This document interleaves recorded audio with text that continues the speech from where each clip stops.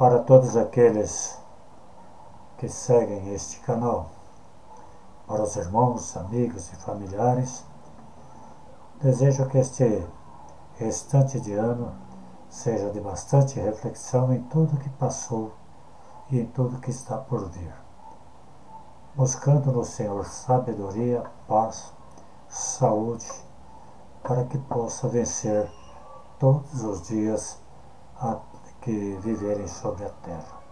Deus os abençoe. Que todos estejam na paz do Senhor. Como estamos nos aproximando do Natal, vou falar sobre a realidade e a idolatria do Natal. Vou me basear em Isaías 9, versículo 6.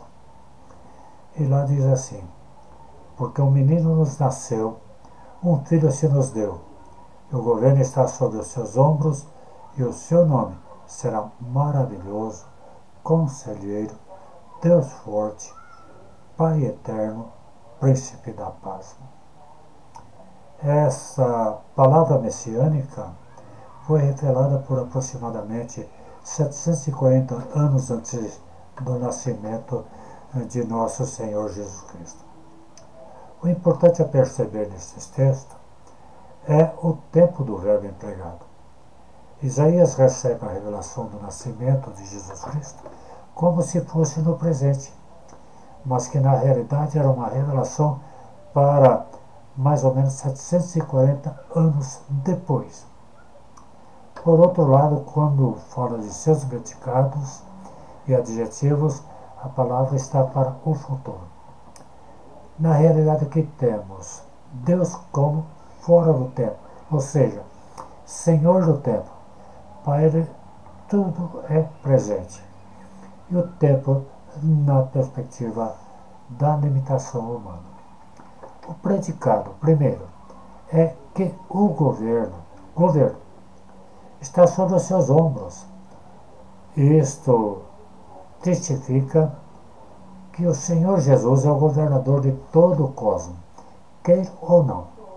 A palavra de Deus conta a história do mundo do princípio ao fim. E os homens são apenas os personagens da história.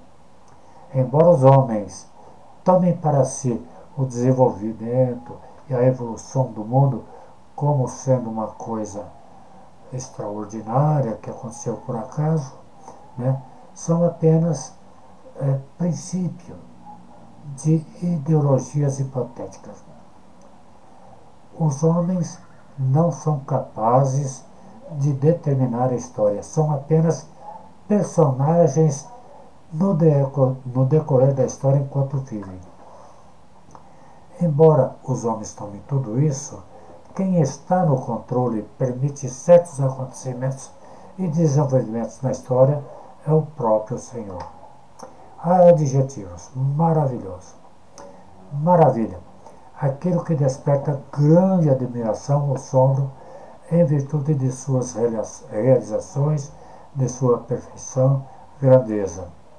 Se fala muito nas maravilhas do mundo antigo, do mundo moderno, das naturais, das construídas pelos homens, mas todas elas são perecíveis, tanto as naturais como especialmente as construídas.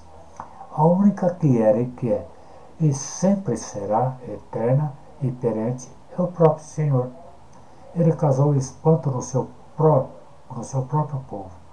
No Império Romano, o seu nome é ponto de discussão, de rejeição, de admiração até o dia de hoje. As maravilhas antigas e as modernas, construídas ou não é ponto de tanta discussão como o maravilhoso Jesus Cristo. Conselheiro, aquele que dá seu parecer, opinião sobre o que convém fazer. Quando Jesus peregrinou sobre a terra, foi o maior de todos os conselheiros para o seu povo e para o mundo em geral. Aconselhou chamando a atenção dos pecados de sua igreja. Aconselhou o mundo advertindo-o de suas iniquidades que os levará para um lago de sofrimento eterno. Aconselhou sobre os caminhos da paz e da salvação. Enfim, tudo o que é necessário para uma vida íntegra de santidade, para que os conflitos e tribulações da vida sobre a terra sejam amenizados. Ele aconselhou em tudo. Deus forte. O único Deus forte é o próprio Senhor Jesus Cristo. Ele é eterno, sem princípio e sem fim.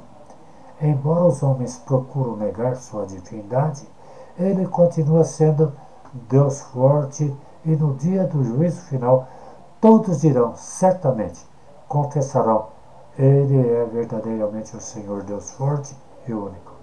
Porém, sem mais a possibilidade de salvação.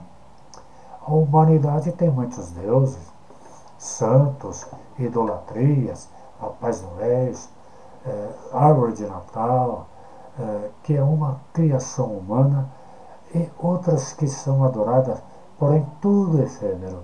A verdade plena um dia virá à tona. Pai da eternidade. Pai, por quê? Deus, Jesus Cristo, é eterno. Não é de origem humana.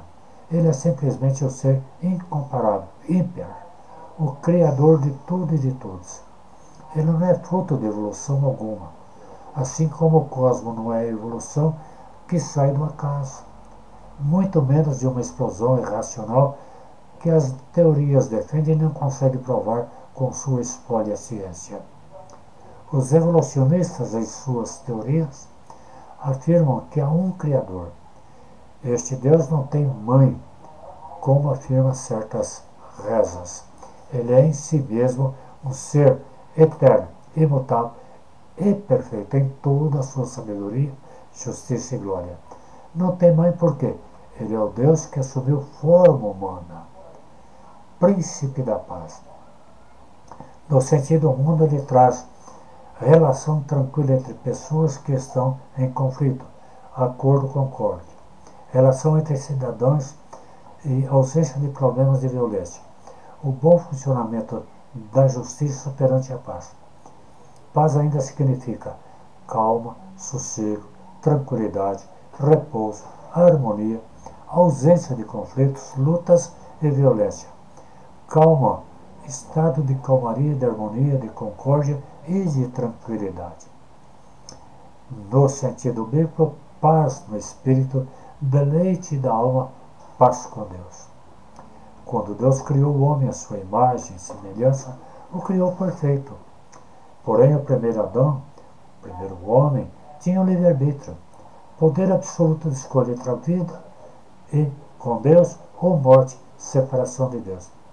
A escolha do homem foi desobedecer à lei de Deus, então tudo ficou corrompido. O homem e toda a sua posteridade. Por isso, a criança já nasce com o coração maligno, desejando o mal e querendo praticar o mal por natureza desobediente. Então o próprio Deus fez-se homem para receber em si mesmo a justiça de pecadores excelentes. Ele, concebido por Maria, porém sem a semente humana, ação do próprio Espírito de Deus, que toma a forma humana, para ser homem perfeito, que o Adão deveria ser, e resgata os eleitos para uma paz eterna, desfazendo a inimizade entre eles e Deus. Portanto, o texto aponta para Jesus, que viria 740 anos depois, e na Bíblia toda não há nenhuma menção sobre o Papai Noel ou árvore de Natal, o que se torna, no sentido espiritual, a maior de todas as idolatrias. Os presentes que os magos depositaram na manjedoura para o menino Jesus simbolizavam sua nobreza, sua realeza e sua divindade. Não houve troca de presentes entre pessoas. Não houve árvore de Natal. Foram louvores de glória a Deus, que viria trazer a paz entre os homens a quem Ele quer bem.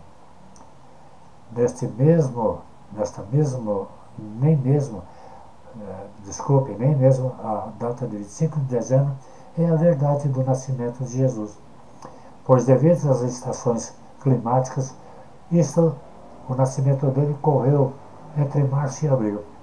Esta data que o mundo comemora pode ser a criação do Papai Noel, mas nunca o nascimento de Cristo. Aliás, nesta data se adora Papai Noel e a árvore de Natal e se deleita nos presentes que o poder econômico oferece para seu enriquecimento desordenado. Não me refiro aos pequenos comerciantes que, por imposição do poder econômico e das religiões idólatras, são obrigados a distribuírem e até mesmo fabricarem para sua própria sobrevivência. Me refiro à máquina econômica e ao povo idólatra.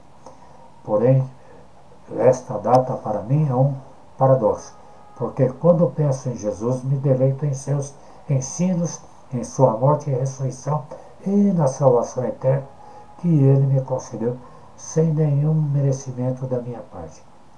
Me entristeço porque é uma data que todos falam de paz, de amor, mas apenas hipocrisia, falsidade e deleite nas coisas materiais, guardadas as exceções.